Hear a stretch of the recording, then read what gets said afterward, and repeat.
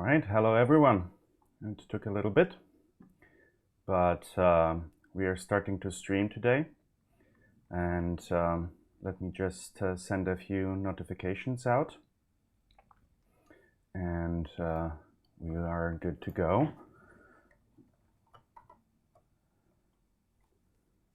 And let's invite a few people.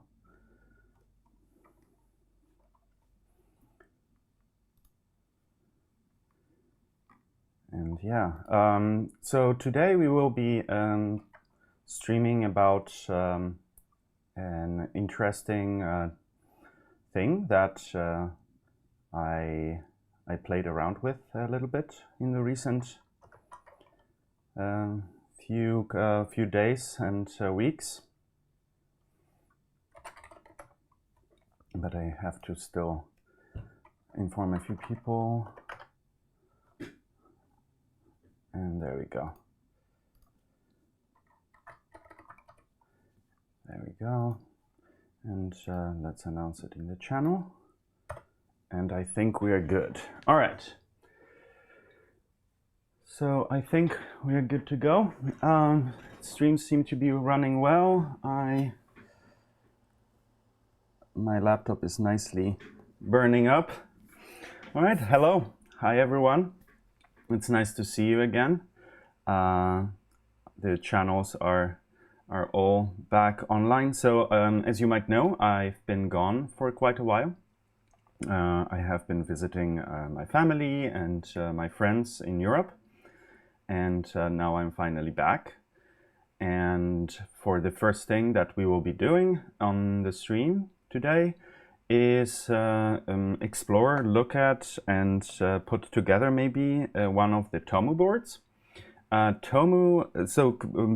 I was in Europe, I went to the 34C3, the conference this time it was happening in Leipzig and in Germany. And this is an awesome hacker conference with a lot of interesting people attending, including people from Australia, US, and so on and so forth. But while doing all my things, I ran into Mithro, or Tim Ansel, who has way too many projects, as he says in some of his talks. And he created this really tiny board that is fitting in the USB connector. It's really, really tiny. You know, I like small things, so this is perfect. And this board he was working on, he wanted to have a microcontroller. It's basically there are other microcontroller boards, but they are usually closed source and not open hardware. So to make it nicely accessible, it is good to have an open hardware implementation where you can write your own software or use tested and reviewed software that you can run on it for security applications. So he is, as I said, he has too many projects. So someone, namely Sean Cross, Zobs, that some of you might know, has joined forces with Mithro, and they are putting together a crowdfunding campaign on CrowdSupply to fund a production of a lot of these boards to basically take advantage of the economy of scale and make a lot of them. And not everyone wants to assemble them themselves. But this board is open hardware, so you can just download the designs from their repository, order the Gerbers from a PCB manufacturer, and put them together. Oh, hey Hedgeberg, that's nice to see you on the stream for the first time. It's great to have you here. And so I will try to go through a little bit of history, because Tim basically sent me a big chunk of his design. It's like I have a full bag of unassembled Tomus, and he also sent me a nice history board here. So we will be playing with this and seeing what we can do with it, and maybe even put one together and solder one together to see how that comes together.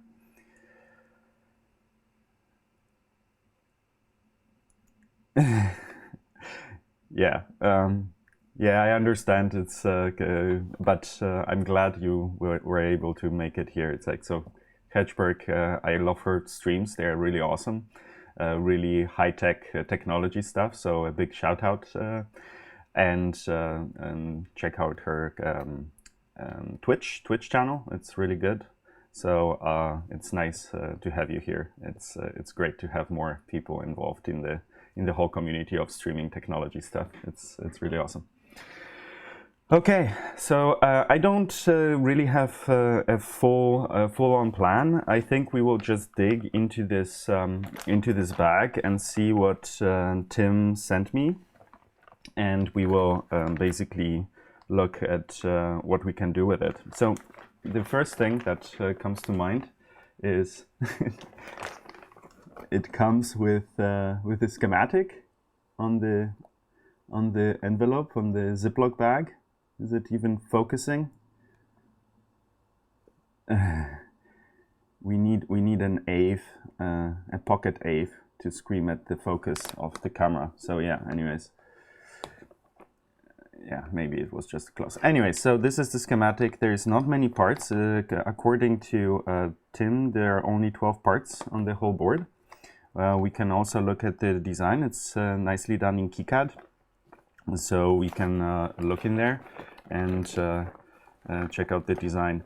So first thing is a bag of unpopulated PCBs. Oh, an XOR. Awesome. Nice to see you here too. That's great. All the cool people.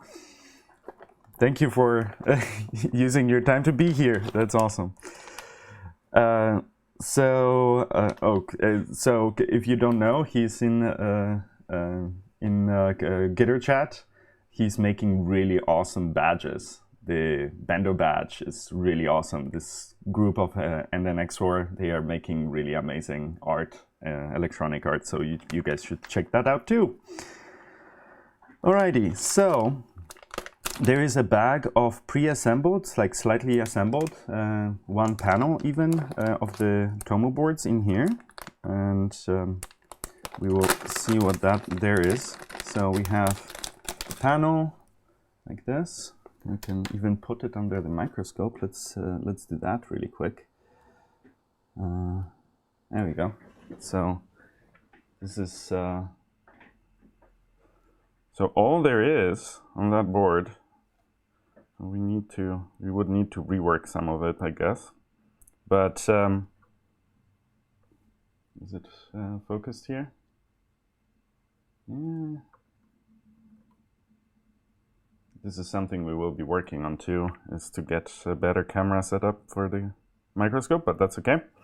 So this is a tiny board. It has the Happy Gecko EFM Cortex M0 microcontroller on it. It has 2 LEDs. Let me get some pointing device really quick. Wow, I made a mess. There we go. Managed to spill a bunch of water onto my stuff. So let's deal with that really quick.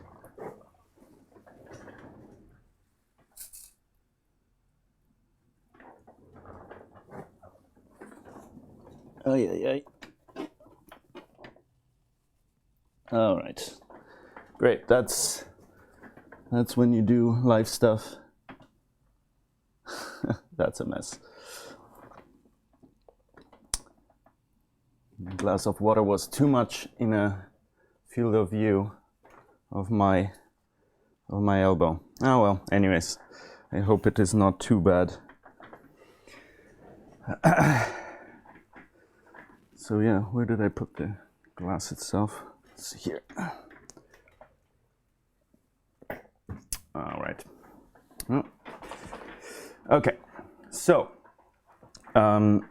this has, let's go back to the topic. So anyways, so here we have, so it has 2 LEDs, and a microcontroller, a little bit passives, and that's pretty much it, because this microcontroller can run directly on 5 volts. It has a voltage regulator built in and everything you need.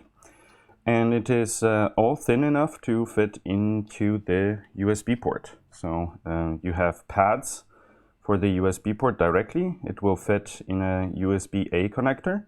And it has these 2 unconnected pads that if you put your finger on, act as a switch. So that's pretty much it.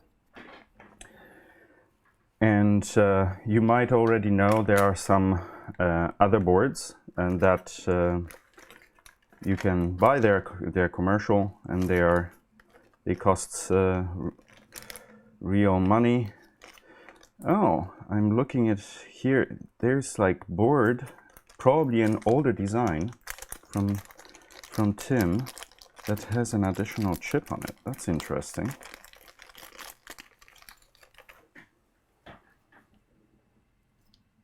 Yeah, this is +2. Ah, interesting. What is that about? So it is. Oh, it's not a gecko from Cyprus. It's actually a Freescale chip. Interesting. So there was a Freescale version of it at some point, and it has some chip here on the side, I would assume for like a bootloader. That's interesting. And then you have the pads. I have to make sure that I deal with a little bit more of this here.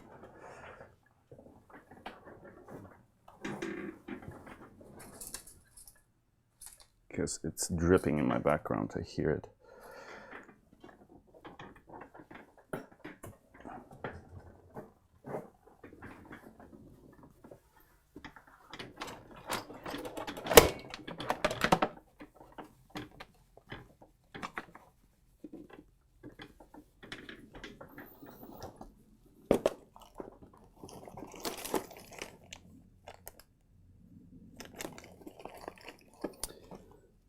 I have a towel, perfect.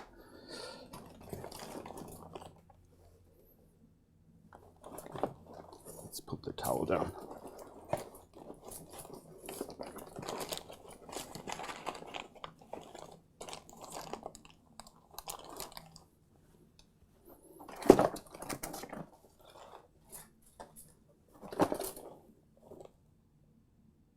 There we go.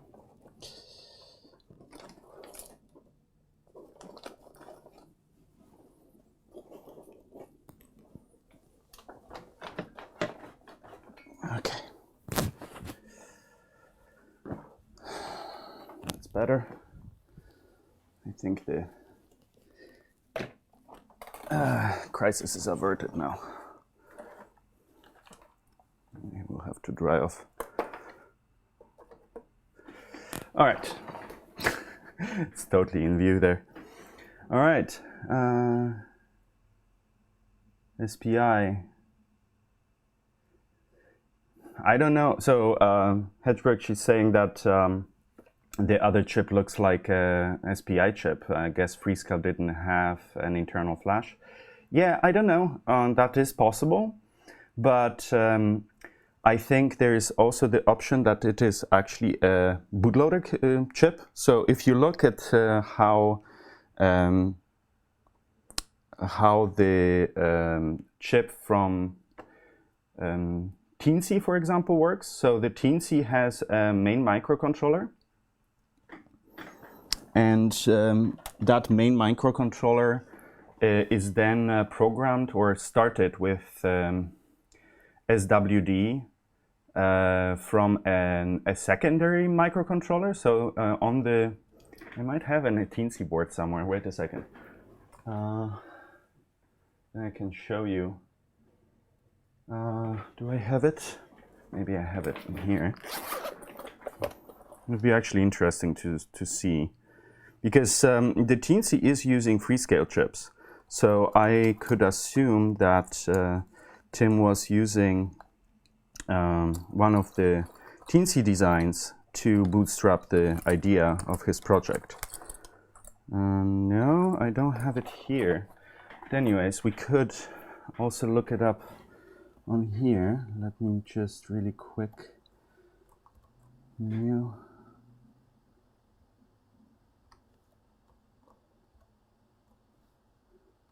Yeah, so Teensy. Let's go here. Where's the desktop? There. Okay, so Teensy, if we look at this, yeah, so let me view image.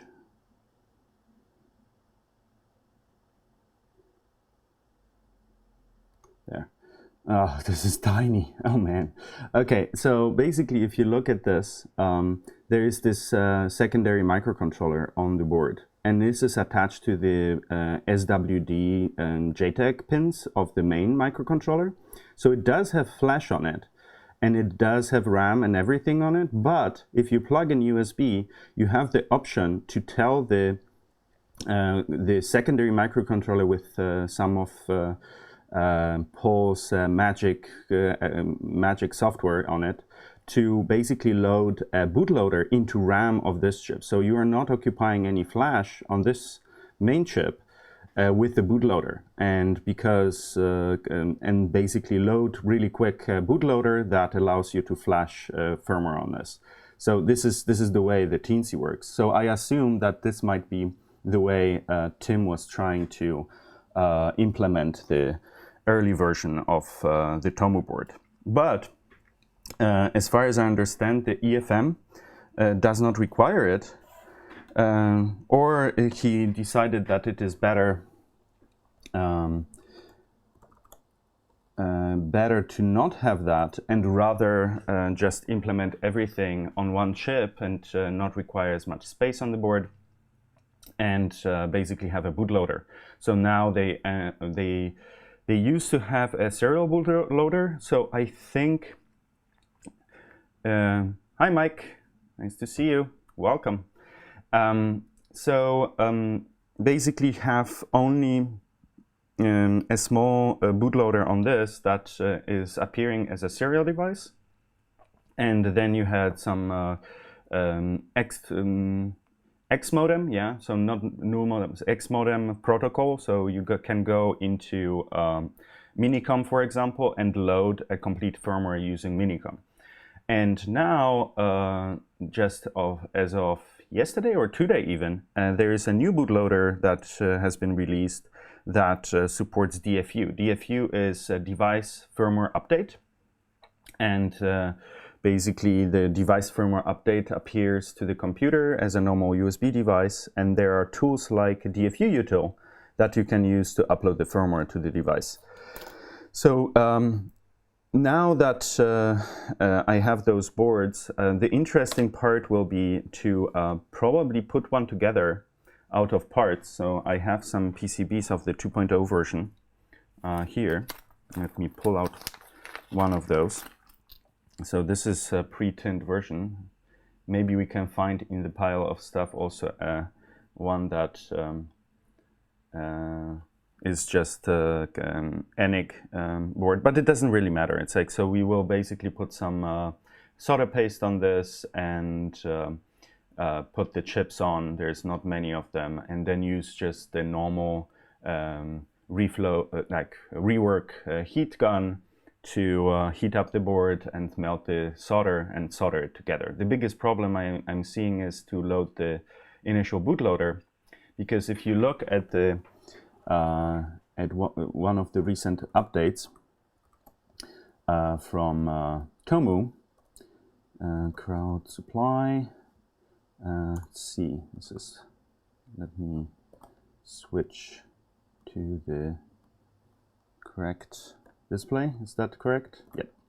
All right. So if you go on the crowdsupply.com page and then go on Tomu, there is an update, and that's I think this one. Yeah, so there is a talk about the testing of the board. So actually, Zobs showed me this PogoPin test jig that they made. They use a Raspberry Pi inside, and they just use OpenOCD on this. But it allows you to test the whole board, and it has Pogo pins. The interesting thing I learned from that is that these testers are actually not as expensive as I thought. It's he said something $100 or something, that you can specify what you want, and basically in China they will put it together to your specifications, mill all the parts, attach all the wires, and the only thing they are a bit weird about is the fact that if you that you can tell them, please don't put any electronics inside. I will put my own electronics inside. So they are very much not used to that. So and still, this is pretty cool, and I might actually look into that in the future and basically order one of the PogoPin adapters directly from China, and not have them, not build them from scratch myself. Because if it is just $100 to get one, that has all the parts, all the plungers, all the Pogo pins, and all the wiring already ready, and I just have to put the brains in it. That's great. And I spent more money on PCBs for my own jigs in the past. I can show you what I currently have for the 1BitC. So this is the 1BitC. 1BitC PogoPin test board. There's normally some more electronics in here, but this is just shorted for the moment. But anyway, so I built this, and I got, I needed the boards quite quickly. So I spent way more than $100 on this type of a jig already. And so seriously, I don't think I will do that again if I can get it just done for me in China. So yeah, so that's an awesome jig. I have not listened to Sean's stream about I think it was Sean's.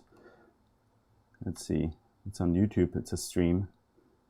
Mass production, open source testing and manufacturing. Yeah, definitely I need to listen to it. Yeah, Sean Cross, so that's Zobs.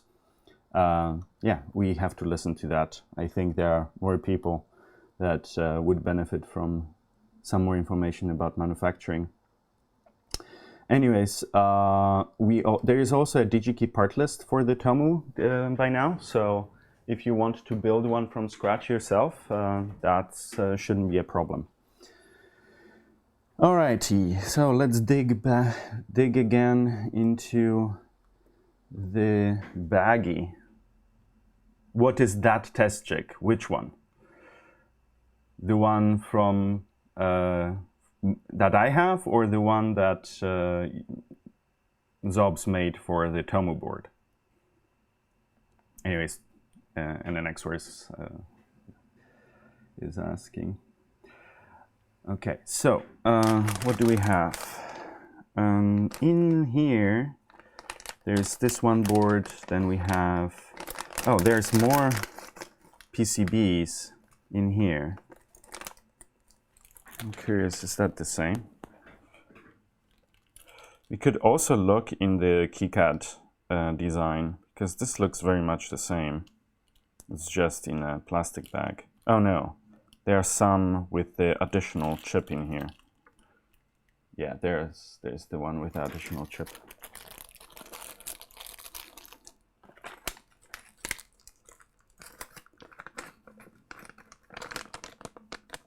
Oh, the Tomu. For the Tomu board, the test jig is for programming the bootloader, and it is there to test that the hardware works, and basically on the production line when it comes off the big panels, because this is a tiny panel that I have here. This panel that Tim sent me is a tiny one. Their panels that I saw are really like this size, and there's probably 100 of those boards on the one panel. So they basically break them out, and then they can really quickly test them. And I think they have more than one of those test jigs, because to really quickly in parallel test all those boards and flash the firmware on it. But this will be the interesting part about me putting one together, because I don't have a test jig and I don't have the pogo pins. So we will probably have to solder wires to the board in the same way it was done here to then basically see that we have the bootloader and can flash a firmware on it. So yeah, that will be interesting. Okay, let's put this away, Crackle, crackle. Let's see what else is in that bag.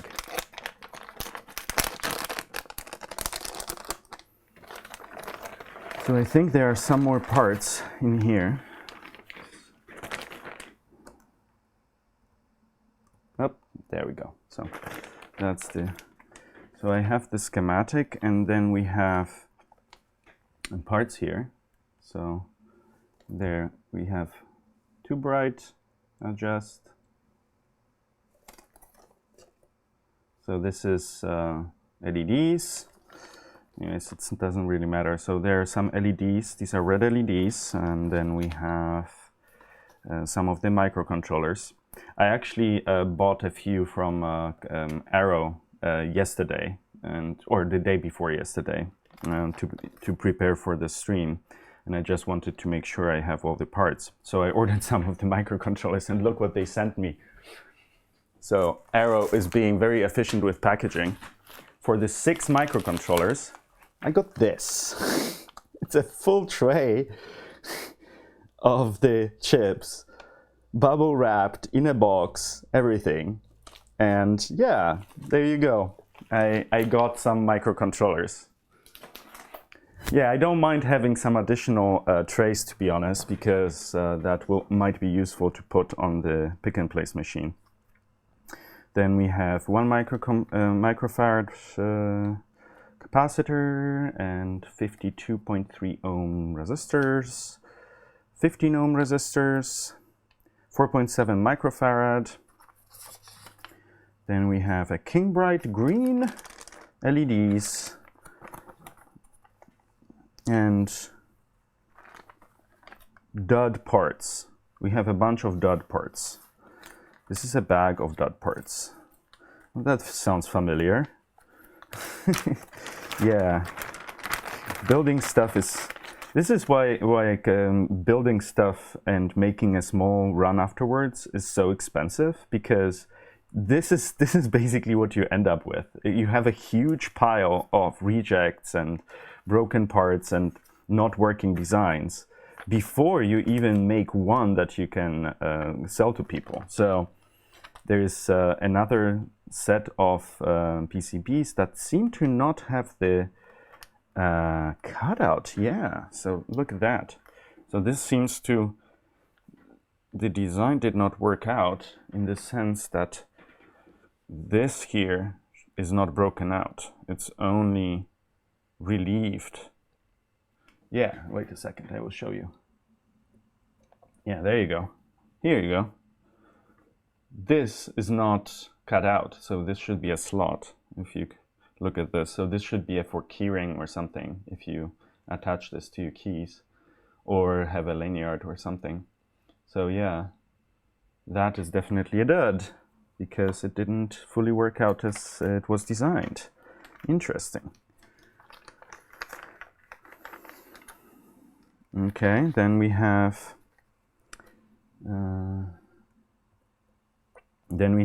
these. These are the IC removed from burned board.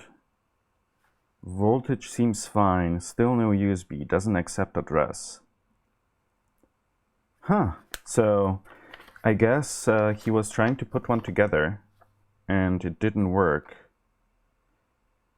Oh, and there is a full set of different boards that there was a QFN wrong way. Passive's horrible soldering around wrong way. Oh man! So I guess he ordered some from to be assembled from some assembler. That would be a good question. Like, tell us which assembler so we can avoid him. But this is actually not surprising. I remember distinctly in the past one of the like earlier assembly experiences I had. So we had boards, like quite large ones, that had a lot of parts on them, and then we sent them to be assembled somewhere in China, and we got the boards back, and not only like polarized parts were reversed, because you might somehow understand, okay, they made a mistake, but there were resistors in populated where capacitors should be, and vice versa, and other horrible like mistakes. And instead of sending an inquiry being like, hey, we don't understand your design requirements and can you tell us exactly where things go because it's not clear, they basically populated it randomly and just sent back the board that was completely useless, and we had to basically pull everything off and put everything back on by hand. So why even bother to have it assembled?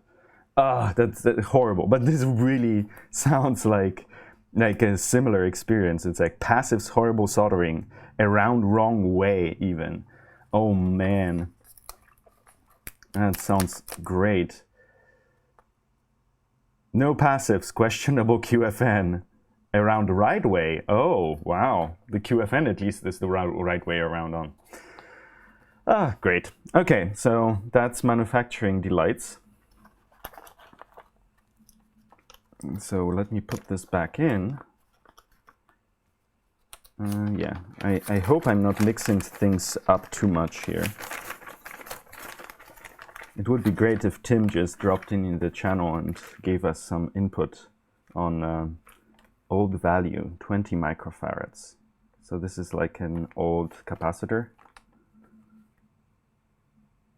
And DAD PCBs. There you go. Interesting. Very cool. Yeah, thanks for sending me also the broken stuff, Tim, because that's very interesting to see how much pain it was to design something. Oh, I see something interesting here. Oh, you have to see it. Okay, look at that. Do you see this? Do you see that there's no pad there? It's on purpose, I'm sure. I don't think this is a mistake. So I have seen other boards that had designs like it. If you are running out of space to route out things, because this is just a 2-layer board. There's no inner layers. It's very dense design with very coarse design rules. So to get the ground out, or yeah, I think it is ground because it is connected to the ground plane, he basically didn't put solder stop on this pad so that it doesn't connect to the chip there, and then he could route it out to the outside. Yeah, that's a great solution for this kind of design where you are basically trying to cheat your way out of a really size constrained design. It's impressive. I love that. Anyways, that would be this. All right, so the dead parts, we can put this away. A little bit history. Oh, now that I look at it, I think they are all like this. Huh, interesting. So this has correct routing. Let me see how is there a board that is a later design?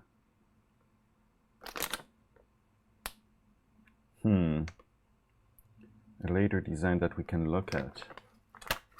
Let me look. So this is the board that Zobs gave me at 34C3.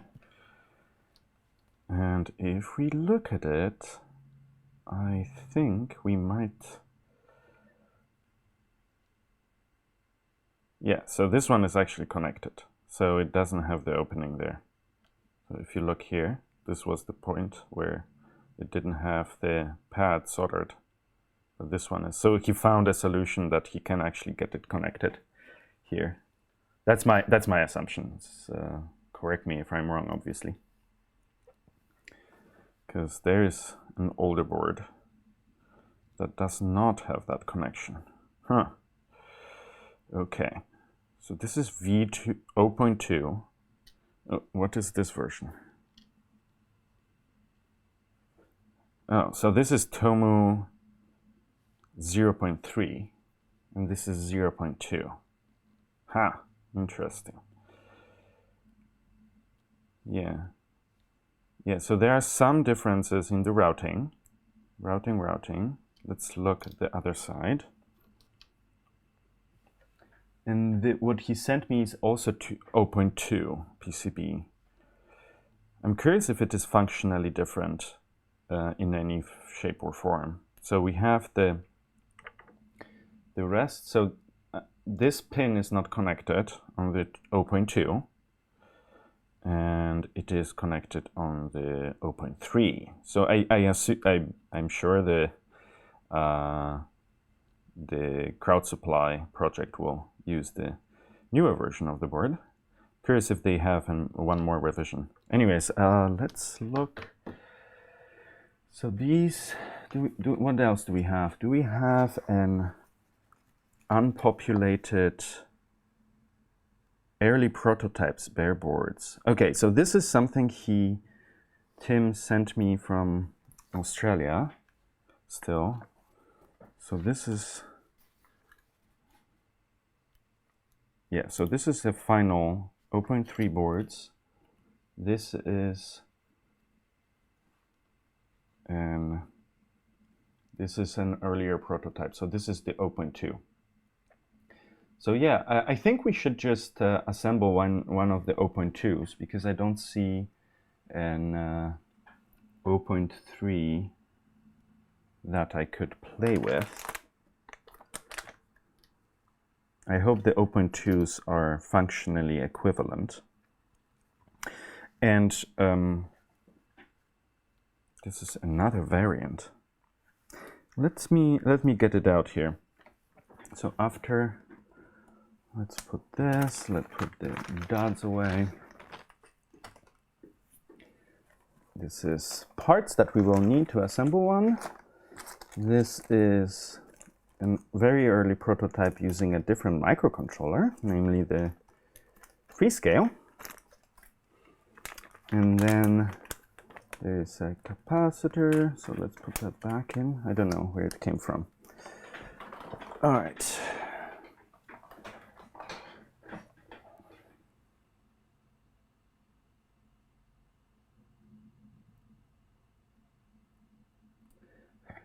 So Hedgeberg is asking that she had to stop watching because phone died, and now I've got up with my their connection sucks. Yeah, so how long will I be streaming? I don't know. That really depends on how fast I can put things together.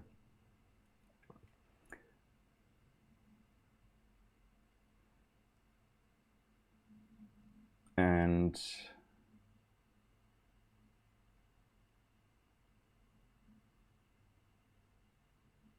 okay, yeah, someone has to type it into the channel, but I responded. I don't know how long I will stream. Let me type it in there.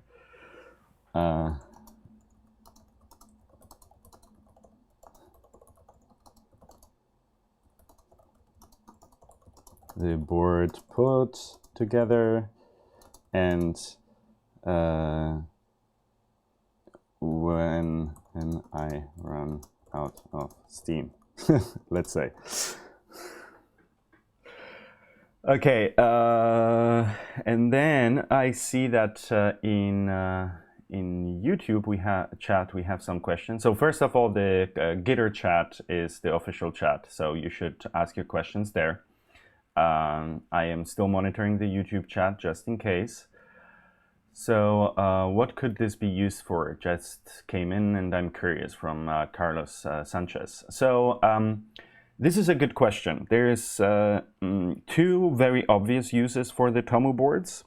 One is as a hardware ID key, so something like, I have one here. There we go. You know the RSA secure IDs? Like this? Do you know these? So pretty much like this, but open source. I wish it would be focusing on this. Anyways, so one of those, instead of having it just display a number that you type in, you could just plug it into your USB port and press some key combination or whatever, and this to appear as a keyboard, for example, and it could type into the field the new key when it comes up. So basically, it has those two buttons on the back. So you could. That's just me riffing. You plug it in, you tap one of the buttons, and then it just spills out as a USB keyboard a new random key to have two-factor authentication on websites like Google and stuff. Because the standard for the random keys is open, as far as I understand. So you could create your own open source and validated, secure, organic and locally grown secure two-factor authentication key. That would be one use. The other use would be probably a password vault. So you could have some passwords and users saved on this. I'm not sure how one would implement that on a device that has only two buttons, but that's probably an option. What else? There's, of course, plenty of quite nefarious uses for it, I guess, but I don't care. It's like, if you really are into this kind of stuff, then go ahead, but stay away from my computer. And so I don't know what else. I'm really looking forward to what people will build with this, especially because they're quite affordable on Crowd Supply, so you should go and back their project. So the thing that now I have another idea. What it is useful for is for some embedded programming experimentation. You have a USB connected microcontroller that you can program with your own software. So you can write your own software, load it to this, and see how a microcontroller feels and the programming for it. And it has two LEDs on it, so you can blink stuff. And it has two buttons, so you can touch stuff. So a USB connected Arduino-like board, I guess, that has a microcontroller in it. And it fits in your USB port, so you can have it plugged in, and when you're sitting on the subway, you don't have a dangling cable and mess around you with all the microcontroller stuff around you. So that's great. I like that. That's why I make all my boards so as tiny as I can, because I know the pain of being a commuter that wants to work on hardware. So yeah, there you go. Yeah, Julian X Warrior. Finally, I catch the live stream. The icebreaker board will be a guest. Maybe not today. I don't know. I can definitely show you what the status is. First of all, thank you and welcome, Julian. But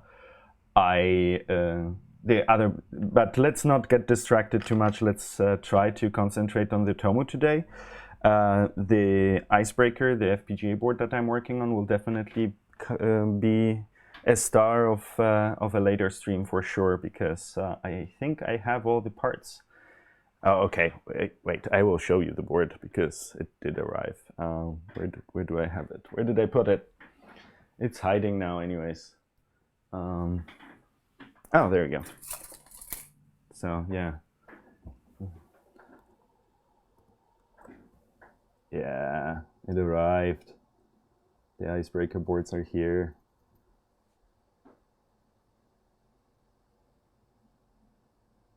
Yeah, very nice. So yeah, we will be doing some FPGA stuff for sure. This is very exciting. I can't wait to put it together. Someone on Twitter even mentioned it's like in 3 weeks from idea that Clifford had to a prototype board. But yeah, it's not full prototype board until it is put together and working. So let's try to keep on it. Anyways, that's a distraction though. All right, so I have a bunch of these Tomu boards. Let me just extract one of. I'm curious about the. What we could do before I start assembling one, we can actually try to see how it looks software-wise, just by default. What the default behavior is. Oh, interesting. So this one definitely saw the pogo pin test jig.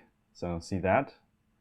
It had some prick marks from the pogo pins on the board. So yeah, very nice.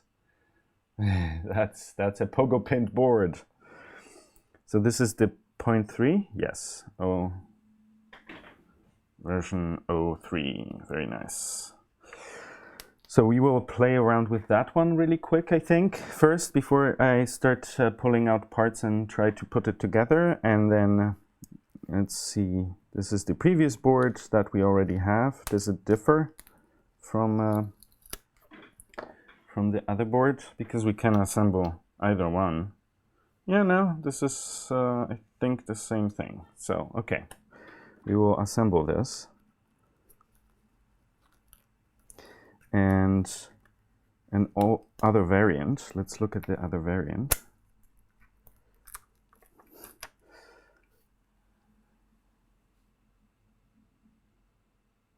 Oh, thank you, Julian. Yeah, definitely switch on the notifications. I'm trying to blast it out always on all the channels I have that this stream is happening, but some people are still missing it. It's interesting. That's why I was so happy to see Hedge on the stream, because she had trouble seeing the notifications in the past. Anyways, so that's a different variant. What does that mean? It's 0.2. It's still an 0.2. But how does it differ?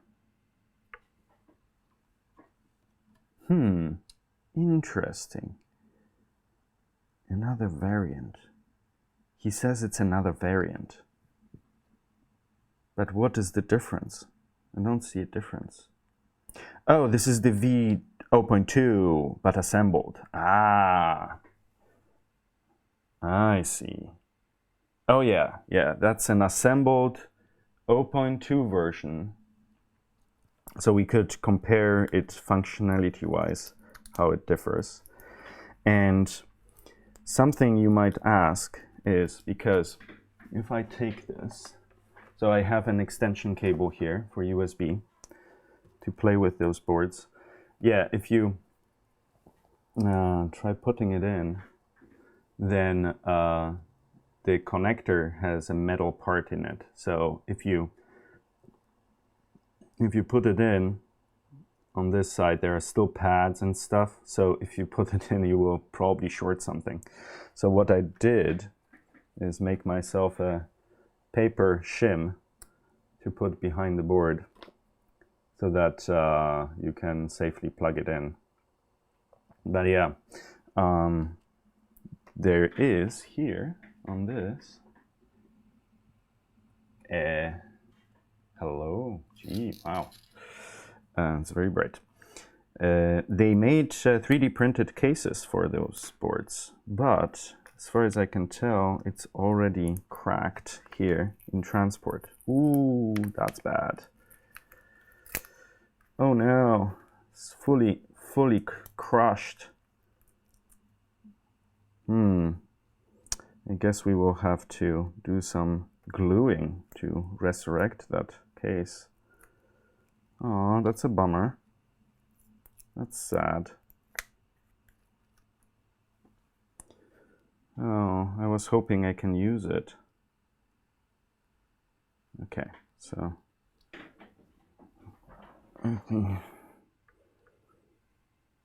so this is a 3D printed case.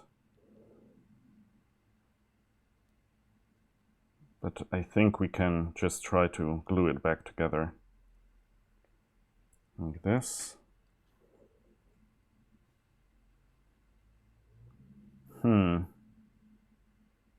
Oh, that's from the upright here.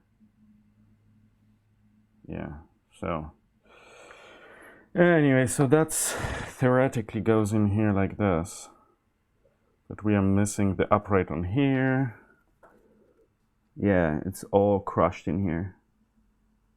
Yeah, it got in the mail, it got all crushed. It's like it's just more or less powder now. Oh, that's sad. Yeah, it's just 3D printed, so it is brittle. I'm sure the version that they will make for the crowdfunding campaign will be fine. Yeah. So there are parts. Yeah, I don't know if this is actually worth it to try to put it together. We'll have to survive on shims for now. Oh boo. Oh well. That's what it is. Okay. Maybe let's play with some software first before I assemble a board. Because, yeah. Alright. I should. There we go. Let's put it to the side. Okay. So, I have pulled out one of the boards. Let's see. So, I'm curious which bootloader is on there. I assume this is still the serial bootloader. And that's fine. So, let me put in one of the boards that Tim sent me. So, first of all, let's go here. So, so let's list USB devices. I have a bunch of devices, but this board is a Cypress part, and I already played with one before, and this is the ID it should have. So if we plug it in and are lucky, yeah, I have to put it in. Let's see, the message. Yep, there's the device, and yeah, there it is. So this is appears as an EFM32 USB CDC serial port device. And now, if I go to Tomu samples and go into the EFM HD Blinky USB. Okay, so there's a PingPi, so Minicom, and this should be an ACM0 device.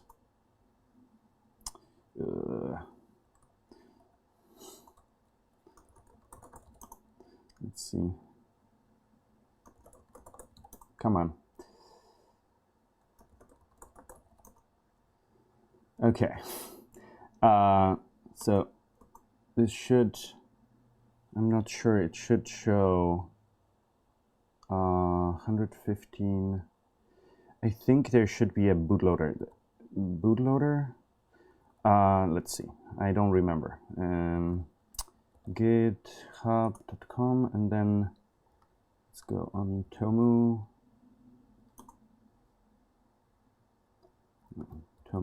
Search Tomu hardware. So I don't want Tomu hardware, I want the samples, Tomu samples, and then there is, what are these? And there is a programming tutorial, how to do it. I remember I've seen that before, but it's not in here. This code produces a program, how to compile, how to flash, readme. in general README. Flashing. Oh, so once it's compiled the code, you can flash the Tomu via Minicom and use I to show the bootloader version. You would really.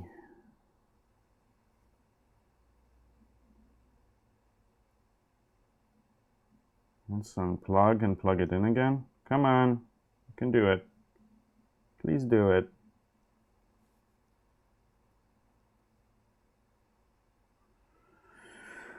Sigh. There we go. Oh, that's the version. Bootloader version. EFM32HG bootloader. Version 1.A. Chip. And this is the ID. Now, we can go and do U and then Control AS to do X modem. And the X modem thing was a pain in the butt because you have to find the full path of the binary, which is really annoying. Okay, so U and then Control AS and then use X modem. And I have to find my binary through the whole thing because the search on here is horrible. Space to tag. I don't want to space. I want to go into the directory. So projects. Projects. Can I go in there? No, I can't. No file selected. Can I go to? No. Okay? No. Tag, untag, show. Is it show that I go into a directory? Someone who knows Minicom, please help me. File pattern, not file pattern. Go to projects. Okay. Go to Tomu. No. Go to Tomu. Cannot find Tomu because you have to put the full qualified path. Projects, Tomu, sigh, Tomu, samples, no such file. Git. Oh, and it doesn't remember the path. I hate Minicom sometimes. Okay.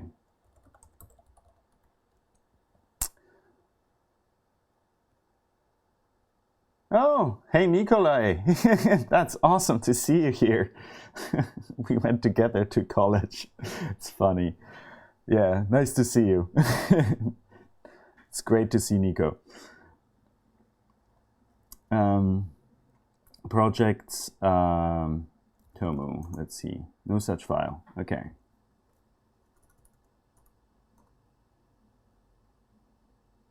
Huh?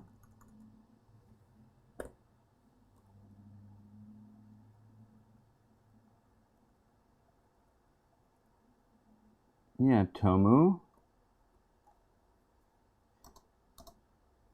Oh, there it space worked. Space to tag. I thought, okay, anyways. Samples. So double space goes into the directory. Interesting. Okay. Bin. Okay. Okay, now it's uploading.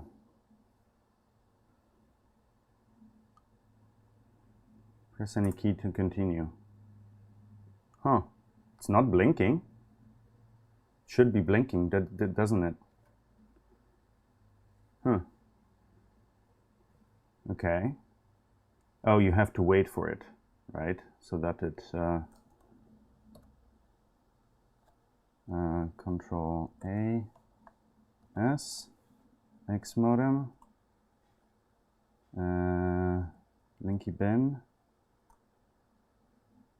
upload it, transfer complete. So any key to continue. And Oh, I have to press B for boot, right? B, yeah. B for boot. And, oh, there you go. Awesome. Aha. It did blink. Shortly. It's not blinking now.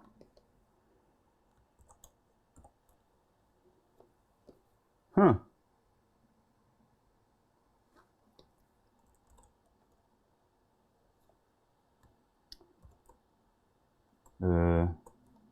Tab, yes. So, PingPy, does it work? No module named USB. Oh, because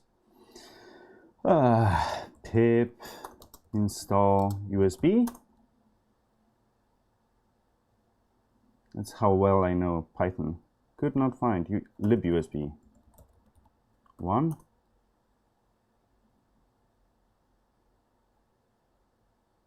Yeah, fail.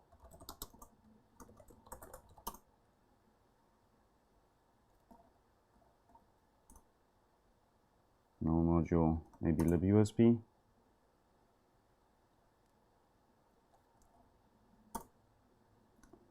No module named. Jesus. What about this? No. Okay, of course. I hate Python sometimes. Okay, oh, it's Python 3. Okay, but which pip version? It's Python 3. Yeah, anyways, I don't know. Let's try to flash the Blinky without the USB. Maybe that's the way to go. To have it continuously blink. A, Q. Let's see. Okay. Control AS, no, escape. Upload. Info, quit. Oh, great. Kill all minicom.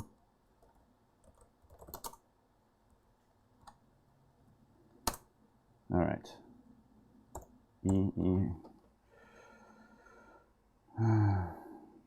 It's a little bit fiddly. Info.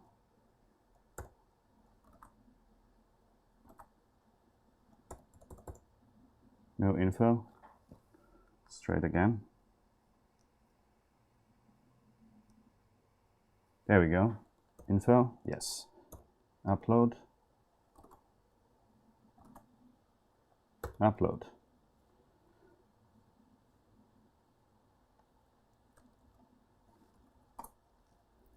And then let's go to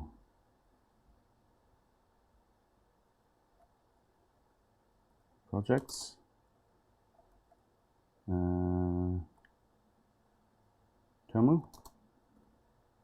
Samples. Blinky bin. Okay. Upload it.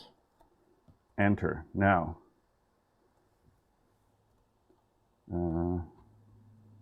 Boot.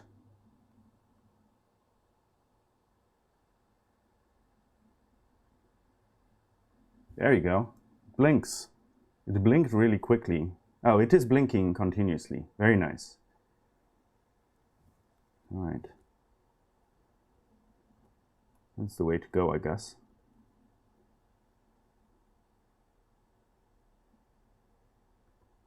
Should be the view, right? Oh, wrong view. Okay. Anyway, so this is blinking. And it's very nice. It's not that hard. The interesting thing is regarding compiling, because I already had it compiled, as you saw. Let's try to compile our own firmware and change maybe the blinking pattern, because it's pretty easy actually. Yeah, I will replug this to get it connected. It will be much easier with the plastic case, so I don't have to like fiddle it around with the paper in it. So that will be definitely a resolved issue. Oh, Tim, there you are. Nice to see you too. So yeah, I'm trying to get your boards to work. So I'm not sure how much you saw of what I was doing. So first of all, somehow I lost my Gitter channel, as per usual. It seems to be a rule now. There we go.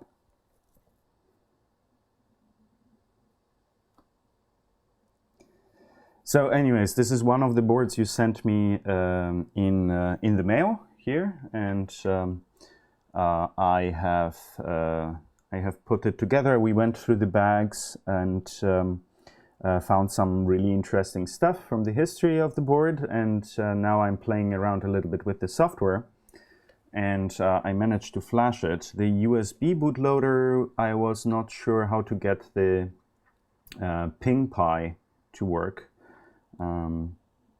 So I should, that's the desktop again. So the PingPi was still doing weird stuff for me because of my Python installation. I should have tested that before I did the stream. It doesn't find the Python USB library, whatever. It's like, give me a damn C program that I can just compile instead of this Python stuff. Thanks. Anyways, EFM.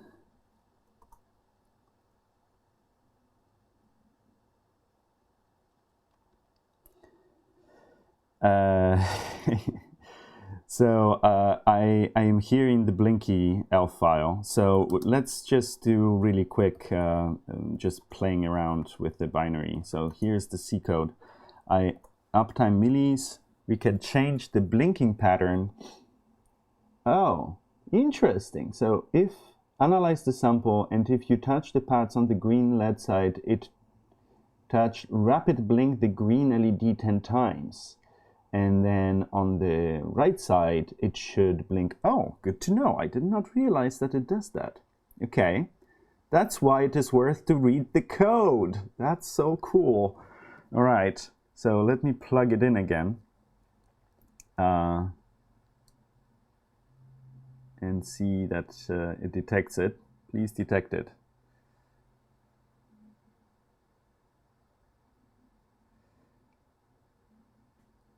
Come on. Come on, do it. Come on.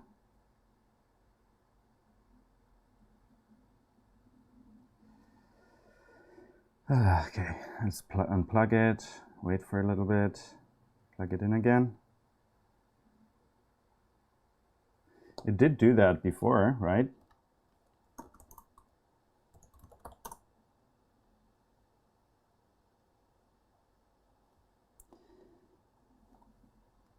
So ACM 0 and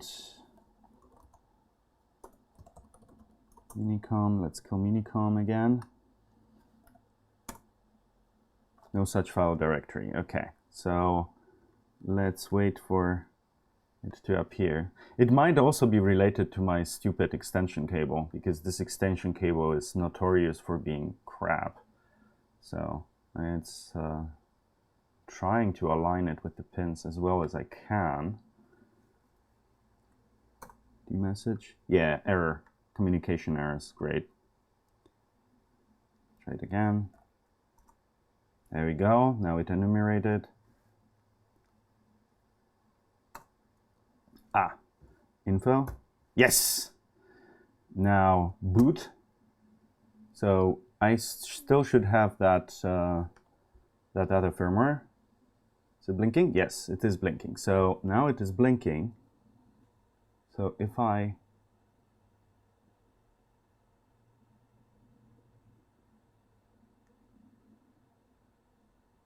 Yeah, red is blinking 10 times. Oh, and now it disconnected and replugged again. All right. It's very fragile. I probably have to put more paper underneath to balance it. Yeah, trying Zob's DFU bootloader. Yes, I know. I will get to that. I was just playing with the original serial bootloader, and yeah, the serial bootloader is a little bit pain in the butt, but yeah, the DFU bootloader, I'm sure it was much nicer to use. But we didn't come around to play with that yet. Also, I will have to flash the bootloader, and for that I need to attach a JTAG or SWD programmer to the board, and I don't have a pogo pin adapter, so I have to solder it to the board. So it's quite a yak stack to get there, but we'll get there.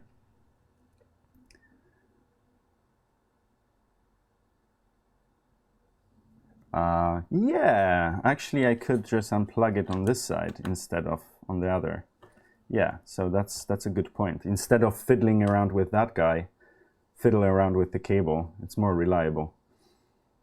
Okay, so it is blinking. I wanted to see that the green LED is blinking 10 times. Yeah, it is blinking 10 times. Very nice. Do I have to hold it like a long time before it actually reacts to me holding it? Yeah.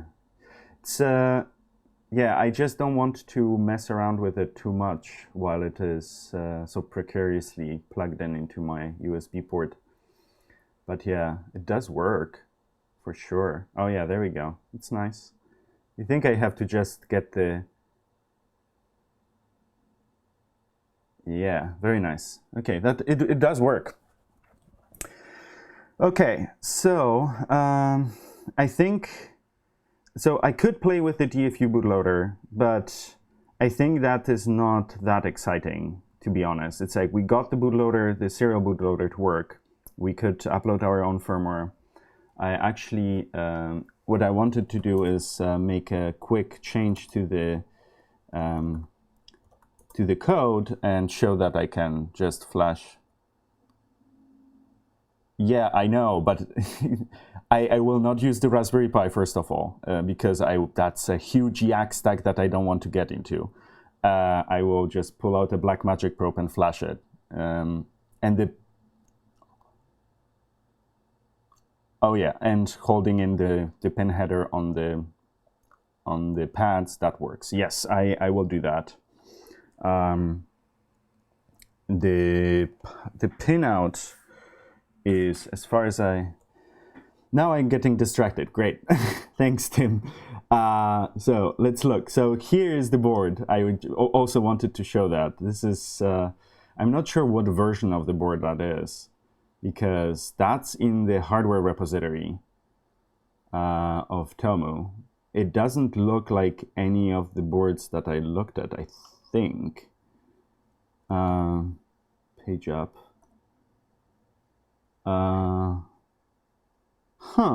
Is that like an old version of the board or something? Or a new version of the board? Because this is the design that is in the Tomu hardware repository.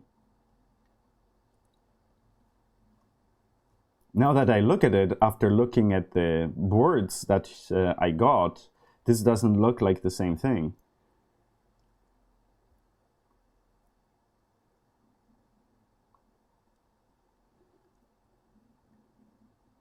So yeah, it has page up there. It's a very different routing in here. I don't see the copper naming of the board. Oh, so Zob's newest version looks very different from what the version 0.2 and 0.3 are that I have sitting here on my desk. Interesting. I probably will have to go back in history of that repository to get the versions that I currently have here on my desk. Oh yeah, so this has to be the newest version, because if you look here, let's go in the 3D view. So yeah, this is Tomu An ARM version 0.4, so that makes sense. So yeah, that has to be the newest version, and it also has this peg, extended peg situation going on here. That is for the new plastic case to be located, and it has only one side notched out for the new plastic case. So that will be much nicer to use because it will have actually a proper case instead of me stacking paper behind it. I wish the plastic case, the 3D printed one, wasn't broken in transport, because then I could use that instead. And there is GitHub, Tomu hardware tree, master releases. Yeah, I could pull out the releases and get those.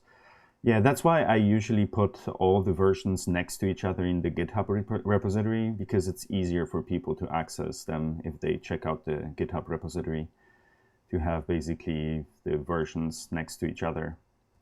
Anyways, that is, I know that is not the way a version control system should be used, but for PCBs it's nice to have. Exit without save. We have to pull out probably an older version of the boards though, to make sure we are looking at the right design. Let me see, and then we go here, and Tomu, and then we have Tomu hardware,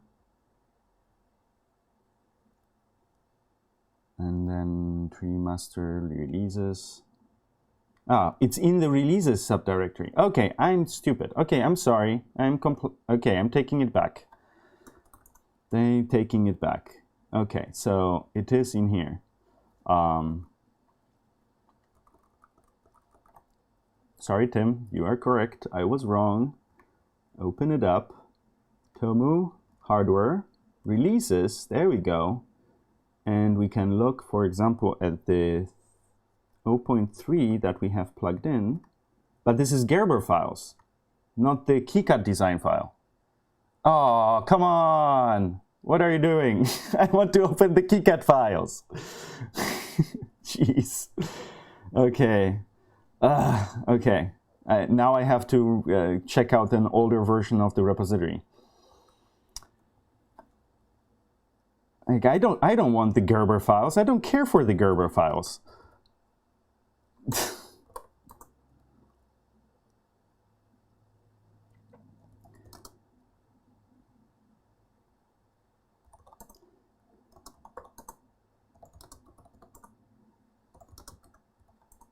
How was it? Git tag list or something.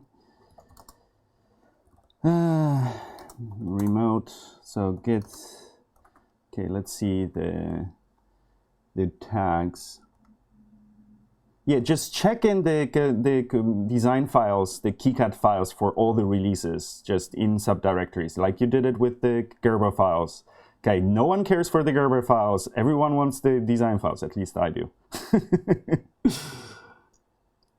I would not even like consider submitting Gerber files directly. I would take the KiCad files, export my own Gerbers, check them against the design files, and then get the boards. And it's like that's how I roll. It's like I don't trust exporting Gerber files from others. It's I want to like recheck things.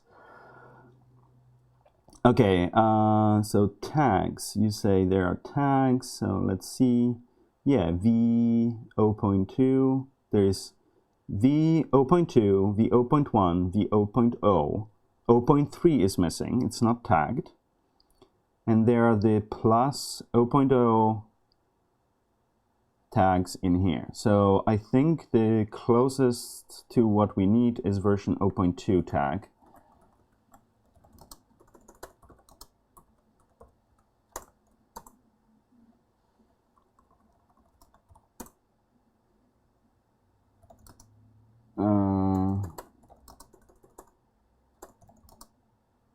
This is the samples. Oh, stupid. I'm in the wrong repository. Hardware.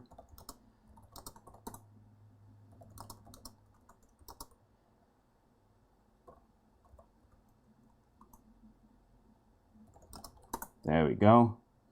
It's a detached head because that's the tag. All right, so let's open it up. Hardware.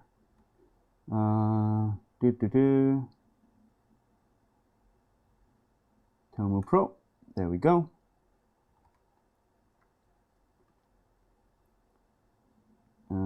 Okay, just rescue the files, please. Thanks. And yeah, that's the version 0.2. Very nice. There's some issue. Oh yeah, the outline is not contiguous. I guess something is not overlapping here correctly. Yeah, there's some issue with the outline here. So that's why the 3D rendering is not working correctly.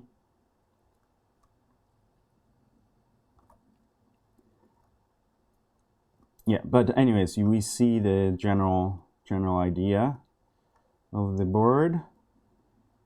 And this is the the pad missing. This is so cool. Let me disable the 3D model. Yeah, there we go. So that matches the boards that I was showing you before.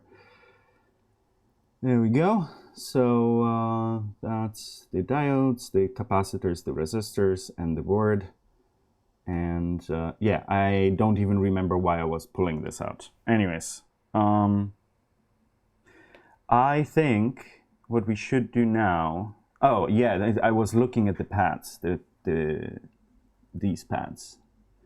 So come on, these pads were clock, and ground, clock, SVDIO, 3v3. Perfect. So these are just the 4 pins. That's all we need.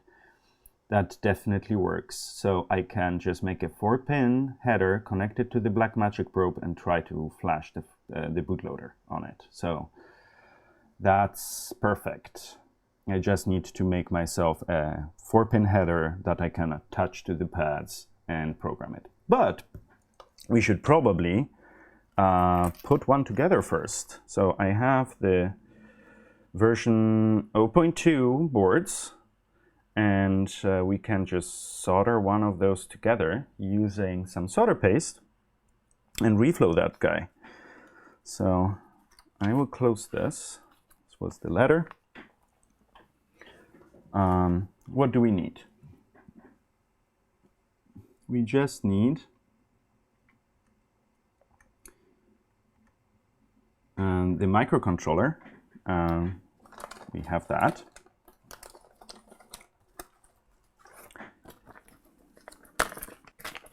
That's the microcontroller. We need 2 LEDs that will be here. We have one nice green LED, and we have a red LED. Red LED, yep. Then we have, what do we need here? We need 2 resistors. These are, come on. Let me select the part, footprint. That is, where is the value? 75 ohm. Don't trust the labels. Tim. Be accurate. That's documentation. All those designs are documentation for your boards. On the bags. Ah, okay. Don't trust the labels on the bags. Well, then we will have to measure this stuff. I see also labels on the strips themselves. It says 4.7 microfarad here. This is 15 ohm resistor. I'm looking at the strips. 52.3. I'm still looking for the 75 ohm resistor because I don't have that. I don't have a 75 ohm resistor in my inventory. Okay, so this is 1 microfarad, 4.7 microfarad.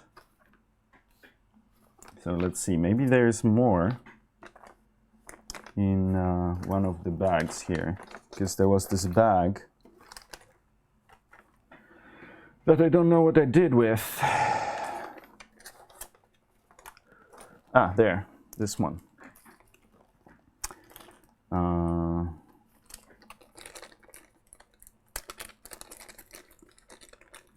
There's a green 04.4.0, 0402 LED green. Okay.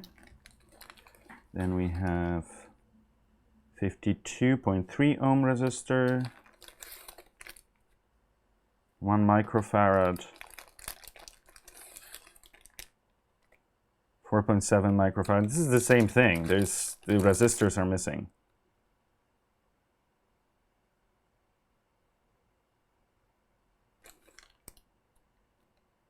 And 15 ohm resistors. Okay, so I think the 75 ohm resistors are missing.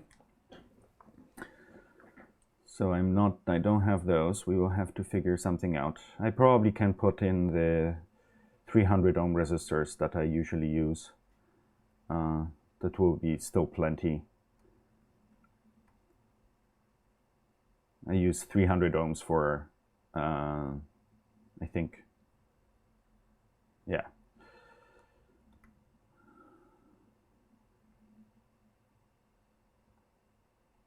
So what is this? This is a 47 microfarad? You mean 4.7 microfarad, my friend, I think. Yeah, it says 47 microfarad. I don't think this is correct. It should be 4.4U7 if anything, or 4.7 micro. Anyways.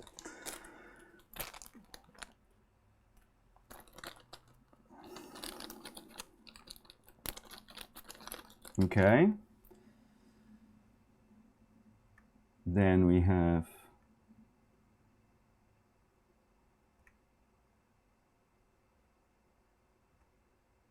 this is 1 micro. Okay, that matches. So we have 1 micro.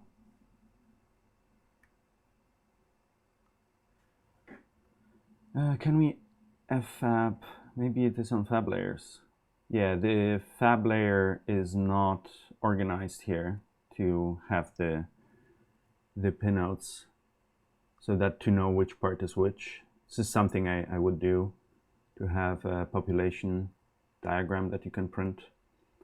But you've seen that in my other streams. That's what I would do. 15 ohm, okay, 15 ohm, that sounds good. And then here is another 15 ohm. So that's the inline USB resistors. Okay, 15 ohm, 15 ohm. So let's do this. Let me step out for a second, and I will be right back. And then we will write on a piece of paper in the order from top to bottom what the resistors are and capacitors that are listed here on that side. We have to probably put something else here in the place for the inline, for the current limiting resistors for the LEDs, and otherwise we should be good. The only thing that I really need to reflow is the microcontroller, because it's a QFN, and otherwise we should be good. So yeah, resuming in a second, so I'll be right back.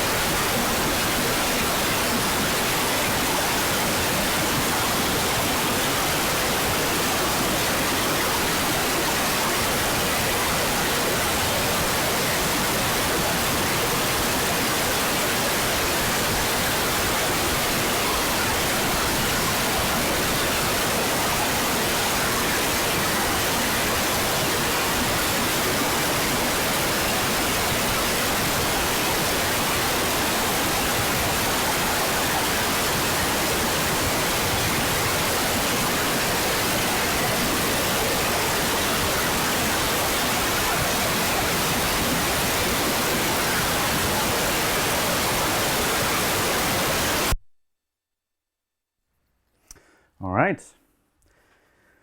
I'm back. Awesome. So the question is with the 52.3. So I think where would that go? 1 microfarad. So let's just take a piece of paper and make some notes.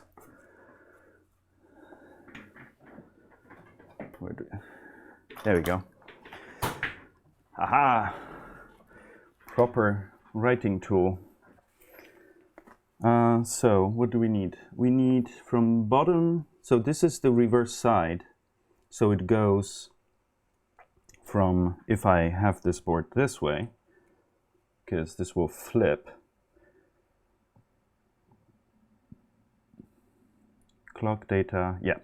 So this will be from top to bottom. So the top will be 1 micro. So let me make 1U.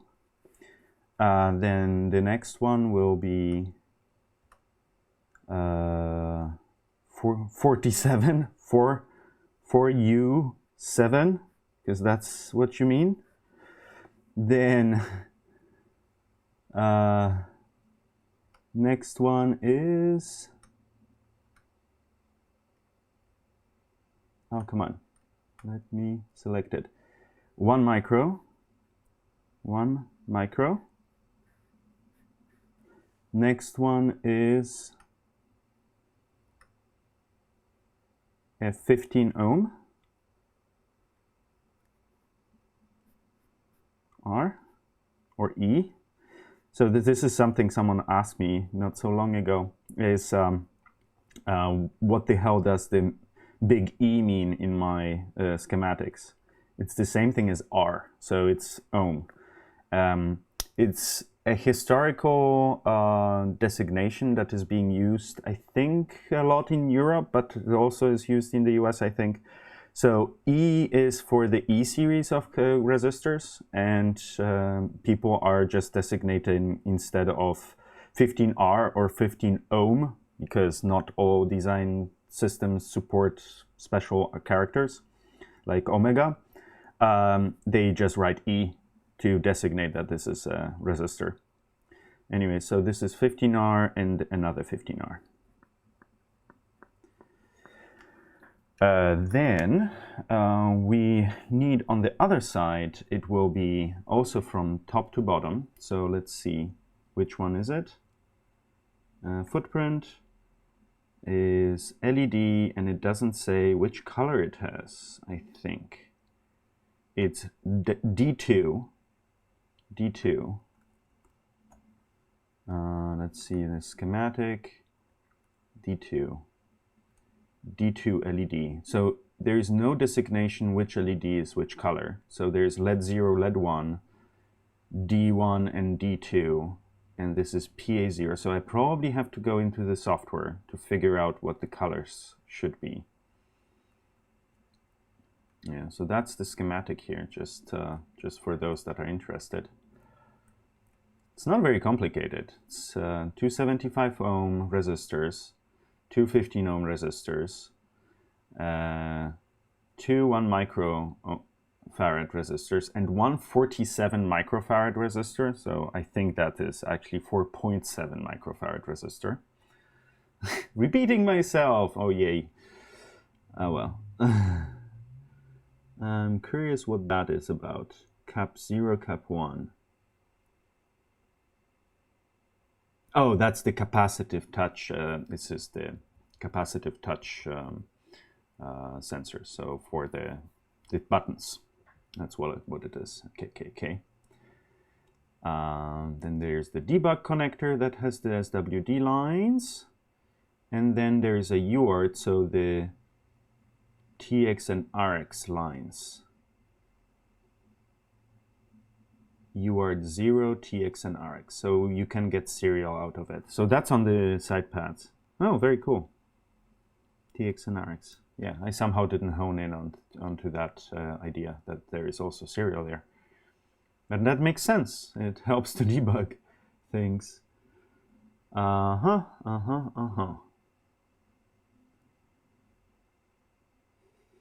Okay, so I think we have most of the parts here. The only thing was the 52 ohm, and this is what is being used. It's actually not a 75 ohm resistor that is being used for the LEDs, but the 52.3 ohm resistor. So I have those, so that's good. It's just the schematic is not updated to reflect the actual values of the parts used, so that's a little bit confusing. And that's for the other boards. Very good. I don't think I need to dig into that bag. But let's see. So we have the 15 ohm, we have the 1 microfarad, 4.7 microfarad, and the 52.3 ohm. We have the LEDs, and we have the microcontrollers. So we have, and because I don't have a stencil for that board, which some people might get excited about, is this means I will have to use some solder paste directly. So I got some solder paste.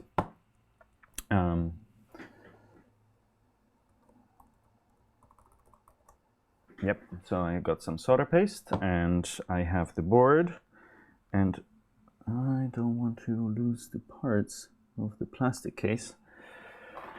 Alrighty. So let's see if I miss something on the chats.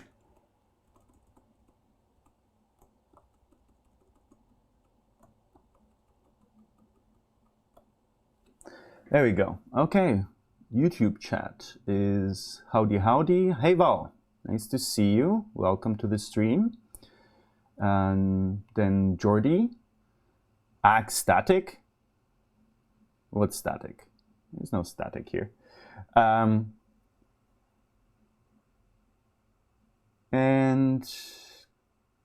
Kitilith, I think that's the name. Welcome to the chat, and yeah, please join the Gitter chat welcome there, and yeah, just ask questions there, because then I will more likely see it. I'm trying to keep up with the other chats, but this is the go-to place. So yeah, let's do microscope for a sec. So this is the microcontroller. I have a few more that I ordered. They arrived in that huge tray, so we will have to do that. Then we have this board, and yeah, to satisfy Bob's recent so Bob, that is also in the chat there, he was pointing out, why am I not using my stick vise? And I will use my stick vise this time, because that will make things hopefully easier. It's just, if you look at the board, it is it high enough? Yeah, there we go.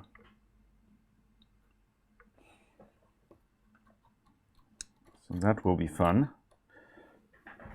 It might actually collide. No, actually it should work. Now the question is, how do I apply the solder paste without a stencil? Because it's not something I usually do.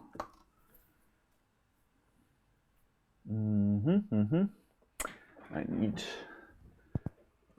this tool to open this. And we will want to put it under on something, some heat resistant underground. So I have several options, or used to, if I can find them. There we go. Let's just use this PCB here.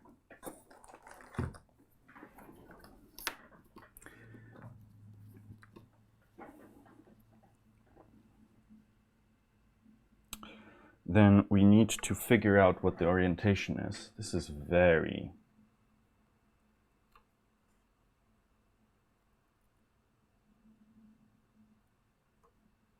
Yeah, I can't go higher than this, can I? Let's do this.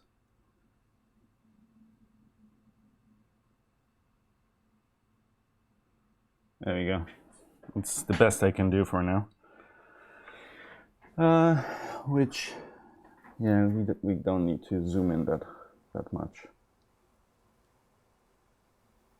Okay, let me see for the, I have to look at the board really quick.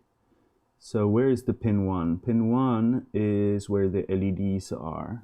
So the LEDs are here, and this is the top, namely the bottom one, right? Let's turn it around. So this is pin 1. So this is pin 1.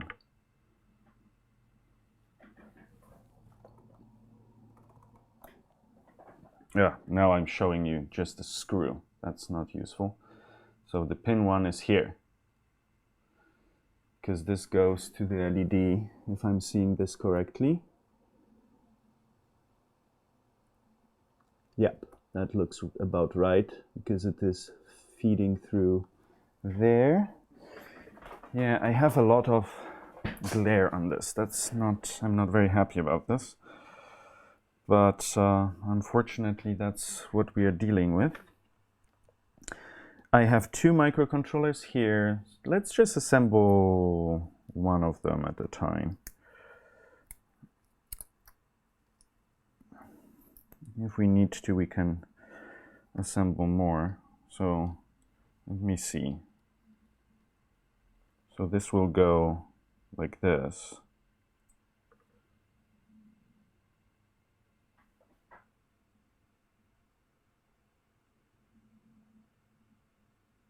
For shorts to the ground plane. Yes, I can check that. So Tim is pointing out that I should measure if the pads on the outside. So he's saying, before you solder, can you check the circle pads on the outside for shorts to the ground plane? Okay. Let me do that. Let me take my trusty multimeter. Fluke, fluke, fluke. Okay, and the beeper. Beep, beep. So, what would be the ground plane? The ground plane would be here, yes? Yeah, so this is not shorted, this is not shorted, this is not shorted. This should be shorted, yes. Not shorted, not shorted, not shorted. This should be all fine. So these look good. So ground is this guy. This should be connected. Is it connected through something? Oh no, it's a fill here, that's why. Okay, doot, doot, doot, doot, doot, doot. Okay, looking good. I think we are good.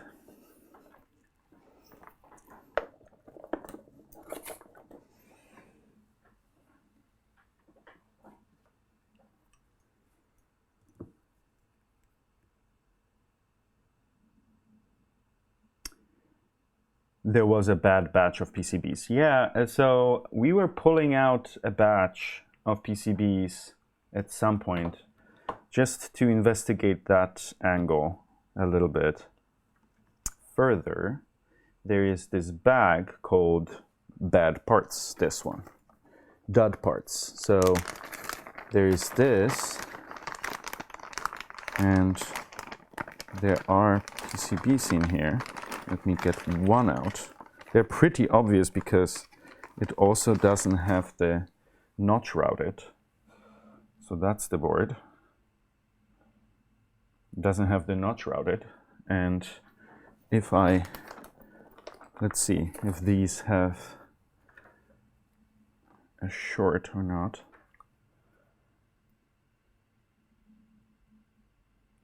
Ah, there you go.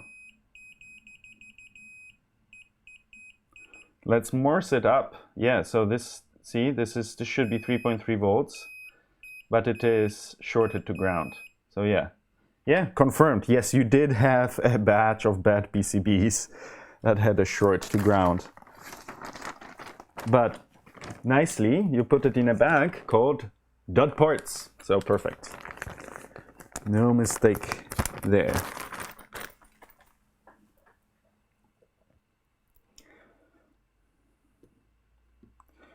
All right, so now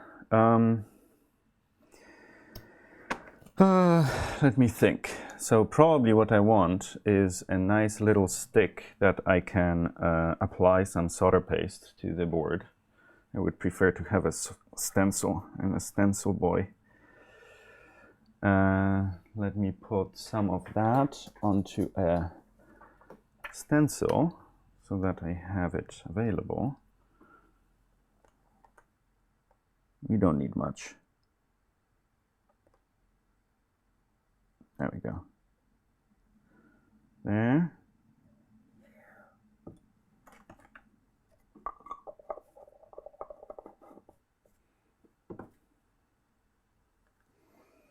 Okay, and one more thing I will do is take this Q-tip and sharpen its end. Let's try if that will work.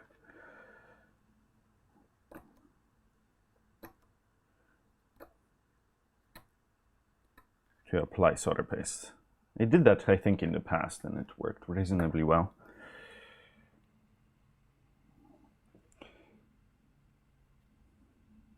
Yeah, I need two tools because one has to pick it up and one has to pull it down. So for the pad, we need a little bit. I should spread it.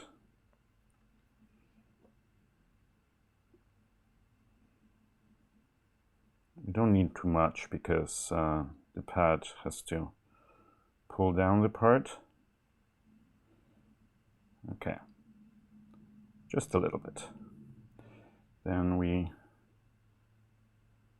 this will be the interesting part because probably a syringe would be better here. Ooh, that's too much.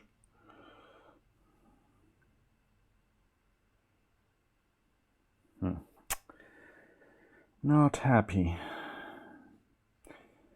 The outer pads are not a big deal because we can always come back with a soldering iron. Most important is that we don't have a short. And that's why I love stencils, because you can just apply the solder paste and be off to the races, even if it was a Kapton one.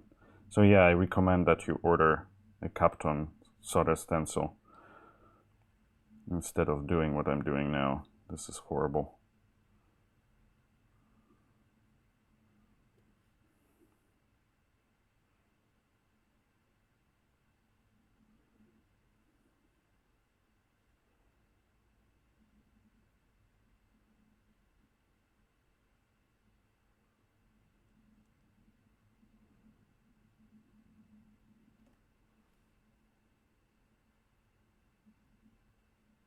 Yeah.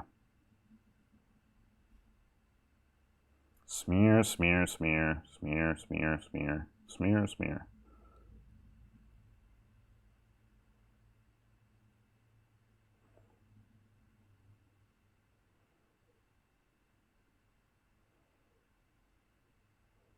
Yeah, that would be a poll. What do you think? How likely it is, after this horrible job that I'm doing here, this will actually work?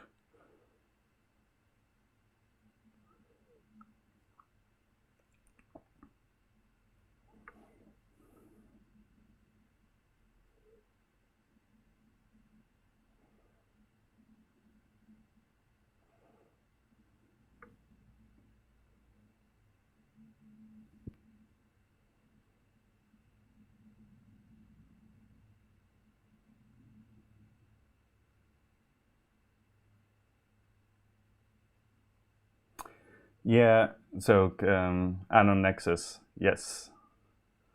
Oh, that's a different chat. I think Where did he say that? I saw Anon Nexus just say it's like you need a laser cutter to cut your own stencils. I think you said that in the wrong channel. I think you said it in Micah's channel.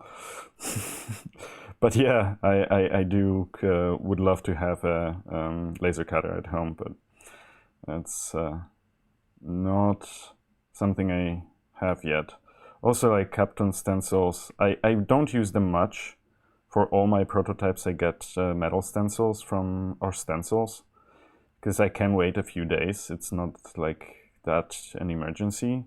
Here, I just wanted to do that before the Tomu campaign was over. So that's why I ended up just winging it and being like, whatever, I will try to do it without a stencil, and you see what is happening. This is horrific.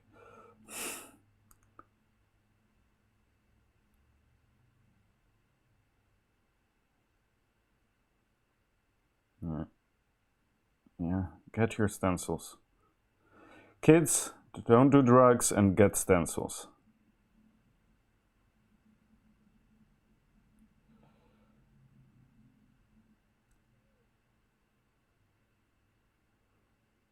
It's a better invested amount of money to get a stencil.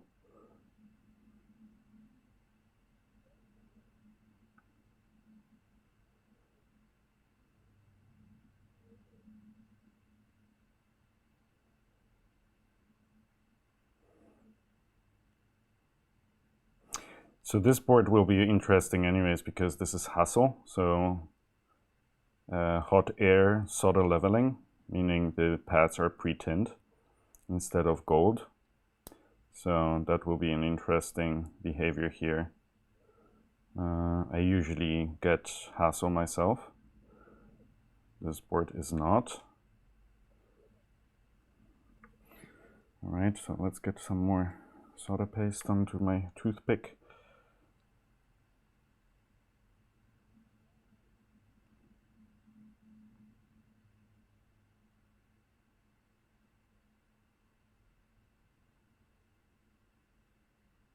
This will be amazing if it works.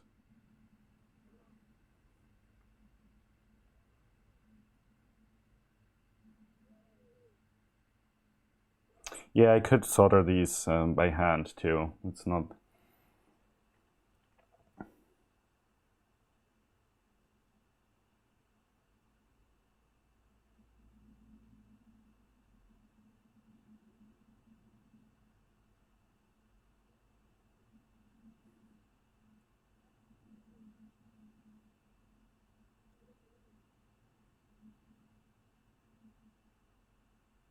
What about the CNC data play space? So Nico in the Gitter chat, yeah, totally. I would love that, but actually it should be like a solder paste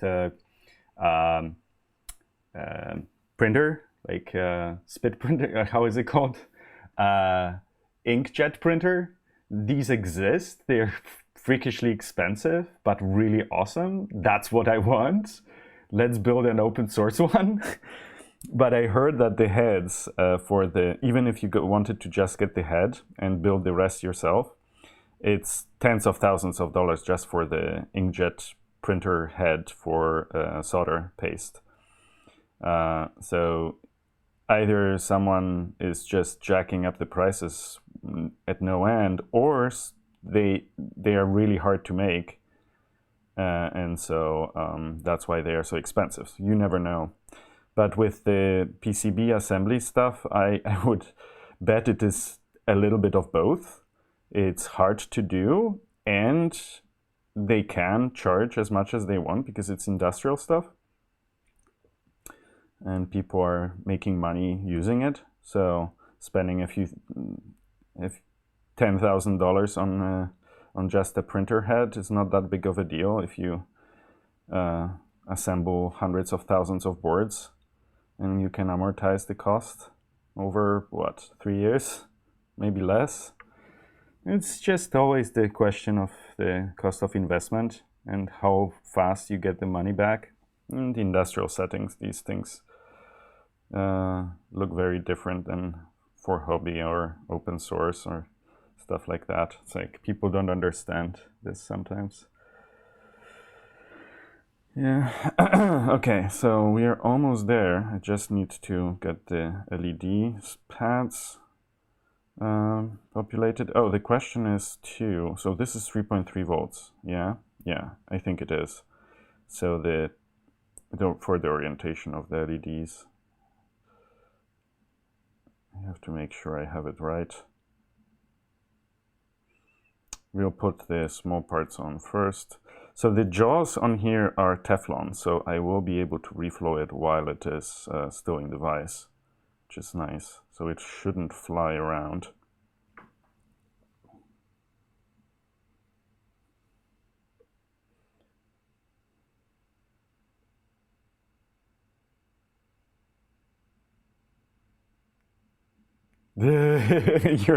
I'm sorry.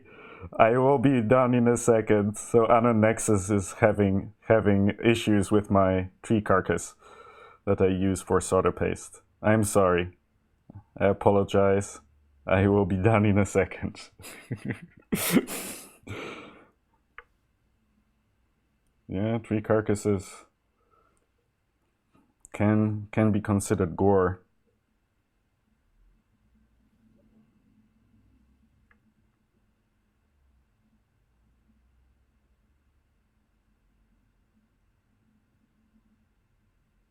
All right, last pad, and then I'm done.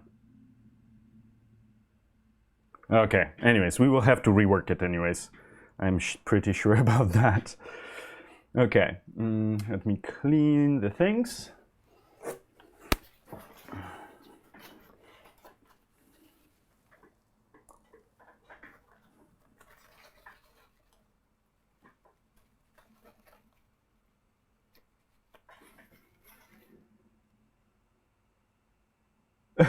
Oh, you made a list of my complaints? Great, thanks, Tim.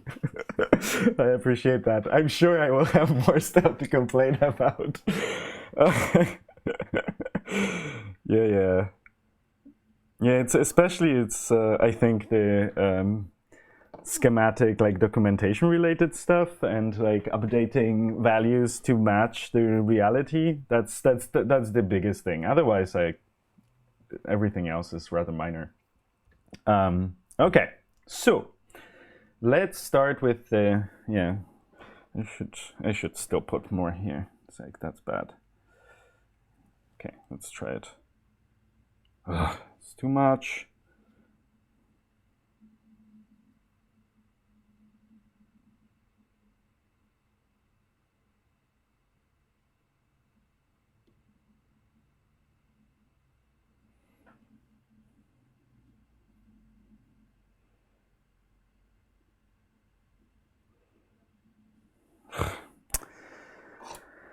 Come on. Detach. There we go. There we go. Okay, good.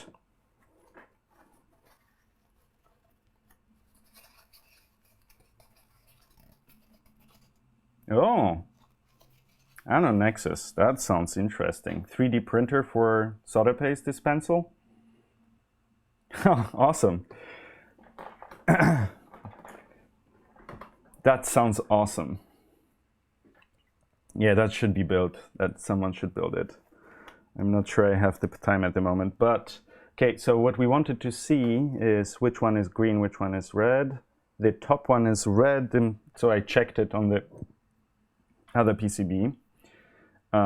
So we will start with LEDs just for the fun of it.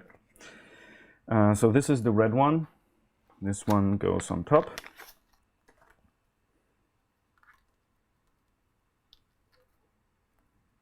Oh, it came on a DG reel, I think, originally. There we go. LED, took. Don't lose it.